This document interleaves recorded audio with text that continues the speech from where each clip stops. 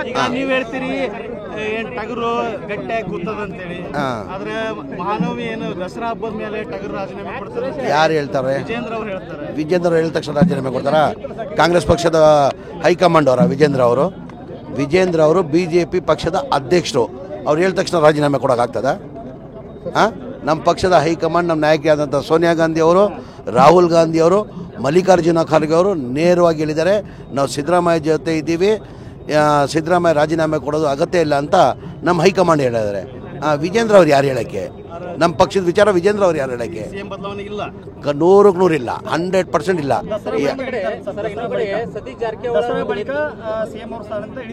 Sir ಅವ್ರು ಹೇಳ್ತವ್ರೆ, ಅವ್ರು ಯಾರು ಹೇಳಕ್ಕೆ? ಯಾರು ಅವರು? Who is Vijendra? ಅವರು BJP ಅಧ್ಯಕ್ಷರಾಗಿದ್ದಾರೆ.